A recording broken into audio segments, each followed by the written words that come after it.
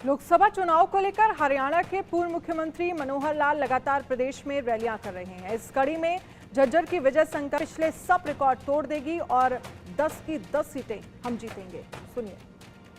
तो सामने वालों की हवा निकली हुई है बिल्कुल, क्योंकि एक तो महीना डेढ़ महीना जिस प्रकार से उनके यहाँ विलंब उन्होंने किया है, आज जनता का माहौल बन चुका है। मैं स्वयं और हमारे मुख्यमंत्री हम लोग लगभग 35 से ज्यादा जनसभाएं कर चुके हैं और हमारा कार्यकर्ता बिल्कुल चार्ज है। 3.5 लाख कार्यकर्ता ऊपर से नीचे तक सब अपने काम में लगा है। गली मोहल्ले में भी, सभाओं में भी और जितनी व्यवस्था है उनमें भी लगा है।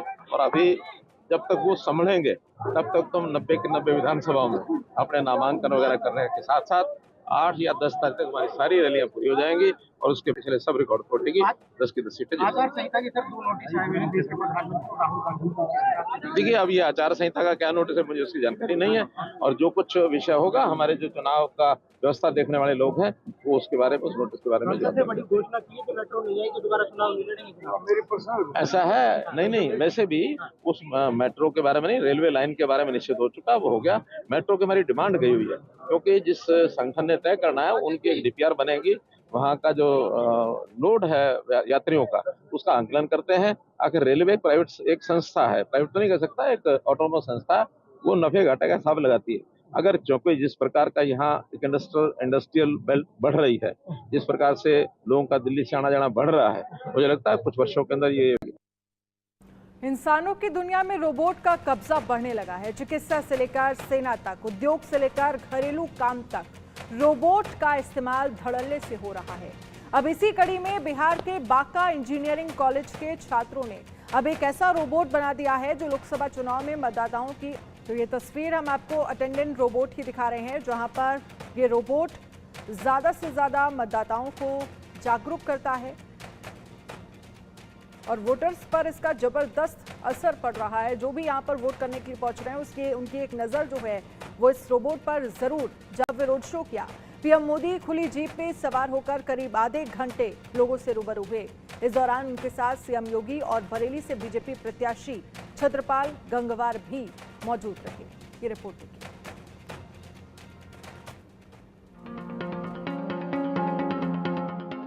देश के सबसे बड़े सियासी प्रदेश में बीजेपी के 2 दमदार नेता सबसे बड़े मिशन में जुटे हैं। प्रधानमंत्री मोदी और मुख्यमंत्री योगी की जोड़ी एक बार फिर से सबसे बड़े चुनाव में चमत्कार करने को तैयार है, जिसकी एक झलक 26 अप्रैल को बरेली में दिखी, जब पीएम मोदी और सीएम योगी रोड शो के दौरान एक साथ दिखे। पीएम मोदी का टारगेट 400 है और योगी ने 80 सीटें बीजेपी की झोली में डालने का प्रण ले रखा है। मोदी और योगी को इस मिशन में जनता का साथ मिल रहा है। बरेली में लोगों ने एक बार फिर दोनों पर अपना प्यार उड़ेला। फूलों से सजे रथ पर मोदी योगी दोनों ने बीजेपी का चुनाव चिन्ह कमल थाम रखा था।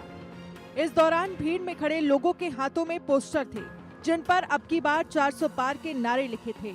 प्रधानमंत्री मोदी रथ पर सवार होकर सड़क पर निकले तो लोगों ने जय श्री राम का जय घोष किया। झुमकों का शहर बरेली बीजेपी का गढ़ रहा है।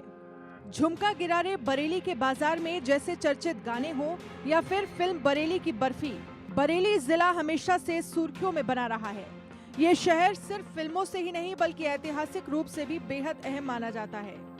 फिलहाल राजनीतिक तौर पर बरेली संसदीय सीट प्रदेश में खास पहचान रखती है। ये सीट संतोष कुमार गंगवार 35 साल के बाद प्रत्याशी बदला है। इस बार पार्टी ने छत्रपाल गंगवार को अपना प्रत्याशी बनाया है। 2019 लोकसभा चुनाव में बीजेपी ने उत्तर प्रदेश में 62 सीटों पर और बीजेपी के समर्थकों को यकीन है कि मोदी योगी की जोड़ी जो एक्सप्रेसवे तैयार करेगी उस पर बीजेपी का रथ फर्राटे भरेगा। Bureau report, India news.